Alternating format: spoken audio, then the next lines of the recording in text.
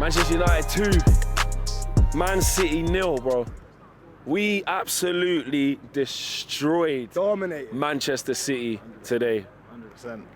Bro, I'm not gonna lie, I cannot believe it, man. I am so gassed. And you know what, man? For me, forget even just winning the game. I think for me, it's watching at every single moment there was that loose ball. Every single player, every single second that clock was ticking, pedal to the metal. Just after it, we want the ball back every single time. You were not gonna have a minute. No, we're on you. We're on your backs. And for me, man, I see you here most weeks. If I can see him play like that every single week, I'll go home, driving home back to Leicester with the biggest smile on my face, and I'll just be excited. Do you know what I mean? I'm happy. That's good enough for now. And that's what it is, isn't it? Like the team performance, like it's been so poor. We've been searching for that type of performance. Like, give us something. Show us you actually want to be here. The thing is, man, before the game, we were talking over in the queue. He was like, "What do you reckon?" We took a little quick video. I was like, "You know what? Slightly, I feel like we're gonna nick it today." But we didn't nick it today. No. We did not nick it today.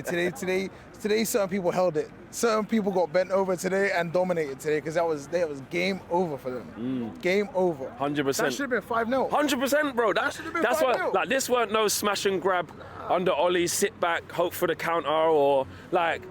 This was dominating, bro. Bro, I'm going yard. I'm telling my kids it was 4-0, yeah? Because that's the least we deserved, yeah?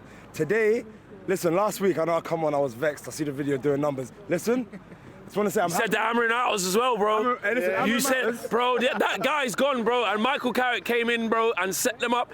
Let Cobby have the keys. Let Bruno have the keys. Back four. Bro, honestly. You know what I mean, bro? We don't want to hear no Amorim thing, bro. Hammering matters. I'm sorry, innit? You know what I mean? Because honestly, let's be friends, innit? Because genuinely, listen, today, it's like Zane said, I'm just going to follow on from him. It's not about the manager, it's just about the way we play the game, yeah? And it looked like we had a plan and we executed it to a T. The ball's in behind, we were seeing it from when we were 0-0. When we were 0-0, I was telling him, we're going to win this game. I guarantee we're going to win this game.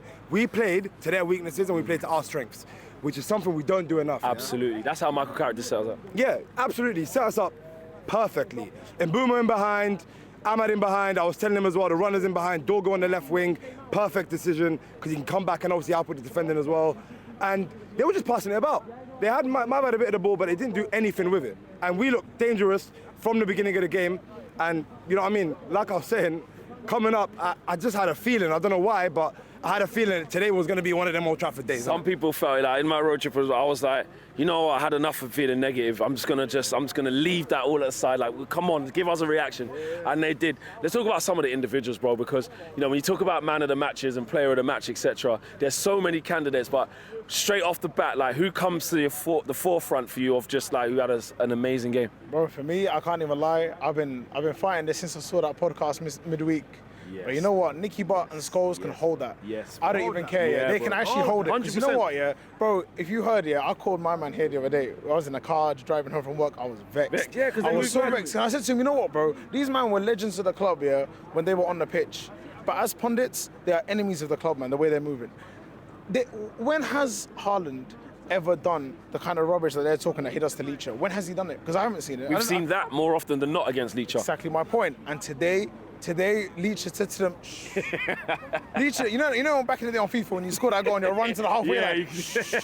That's what Leacher done today. Right analog stick. But yeah, that's it, you know. That's what he did. I see that one all the time online. Yeah, same, but Ultimate Team, man, that's how we used to. But I'm saying he was running to the halfway line like, and you know what, so for me, that's my man of the match because of that, man. Because you know what? One thing I can't stand is unfair treatment, any kind of bullying, any of that kind of, bro. I'm a fan of the underdog, and you know what? They tried to violate him, but you know what? He shut them all up, man. And the thing is, the fact that, and you know what even made it even better? It's like Pep even thought, boy, let me take him off a stinker and hooked on top of that. Like, get literally carried off the pitch. Like, he was shocking, man. What is he saying? Haaland, where's it at? But I'd say that, let's go. Haaland, where's it at? Mad. You know what? I just want to jump in there. To be fair, obviously, I know the talk a lot has been about Scholes and, you know what I mean, Nicky Butt on the podcast. But to be honest, bro, like, I'm showing my age a little bit here, but, bro, you remember when we were younger, like, we were watching Match of the Day and we were seeing what? Liverpool pundits talk like Alan Hansen and these man, talking about how crap Liverpool were, how the glory days ain't the same, all of that.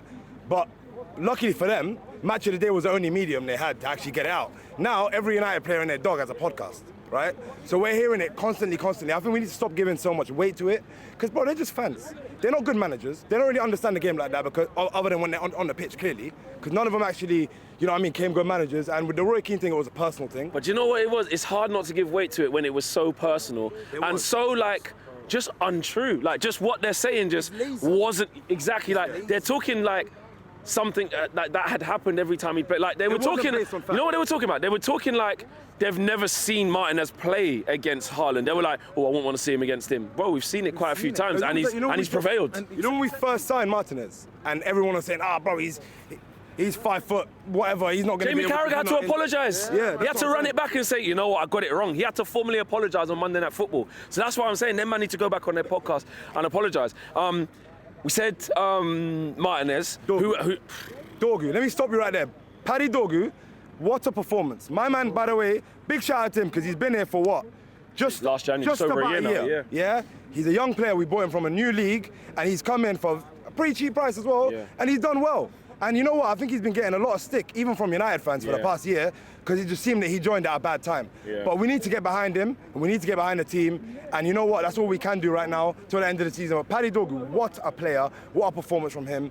Big him up like for his performance today. Clean sheet and a goal. What more do you want? Michael Carrick, how much credit does he deserve for setting up the team like that in a couple of days, got his first training session on Wednesday, and getting that out of them? How much of it was Michael Carrick, and how much of it, like you say, is the derby and the players actually need to show a little bit for a change? You know what, man? I do think obviously the derby element is huge, but at the same time, I think you could see that was a very intelligent, setup from, you know what I mean, from Carrick. It weren't just go out there and vibes, was it? That You was could tell. Fletcher's style. Fletcher came in and, it was guys express yourselves and all that. And you know what? I'm here for it. You know what I'm saying? Like, sometimes that is a big part of the job as well. But you could see what Carrick was trying to do today. So I'm not going to lie, I give Carrick a solid 9 out of 10 for that. 100%. Maybe even a 10 out of 10. It's perfect 10. I'll give him a 10 out of 10. It's perfect. He slapped up Pepsi. He slapped up Man City. It's hard to give 10s, but you know what? He absolutely... you're right. You're actually right. 10 out of 10 performance, bro, because he set it up perfectly. Yeah. And I was skeptical of some things in the lineup. I didn't like the fact that Sisco scored 3 and 2 and has been dropped. I was a bit like, I don't know how I feel about this. But you know what? It was a masterclass, man. And you know what? Hands up, man. Carrick, he smashed it today. Yeah. If you can keep doing this till the end of the season, we're in for a good end to the season, man. This is going to be the controversial moment, yeah? Different from last week. This one's going to be a bit positive. But you know what? I actually said this before the game, and I said it whilst we were on the drive up as well. Listen, obviously, giving Carrick this job would be mad.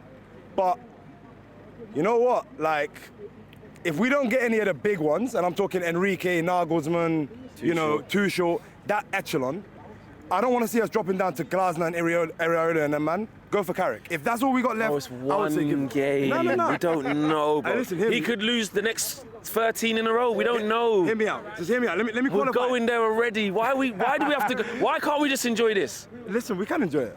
Why are you suggesting Maybe that I'm already? enjoying it too much. Maybe that's what it is. Maybe I'm enjoying it too much. We don't have to go there yet, But bro. no, you know why I'm saying that, Save though? that for the last 3 games of the season when we really got to think and go, how did this look?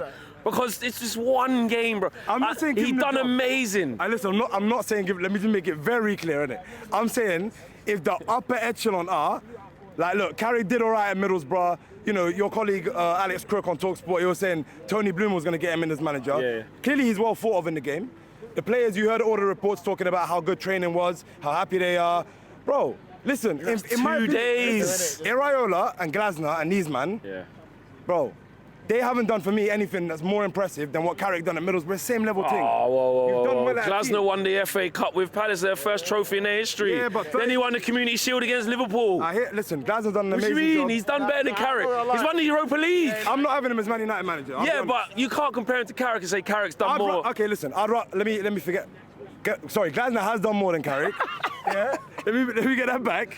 Glasner has done more. You see what the wind does? I'd rather. You see what the goals do, Delusion, bro? innit? Delusion. But bro, nah, genuinely. High, bro. He's riding the wave too high. I don't know about you, man, but I'd rather if we had to pick up just Carrick and Glasner, I'd pick Carrick. All right, okay. Well, time will tell. Yeah, time will tell. This guy.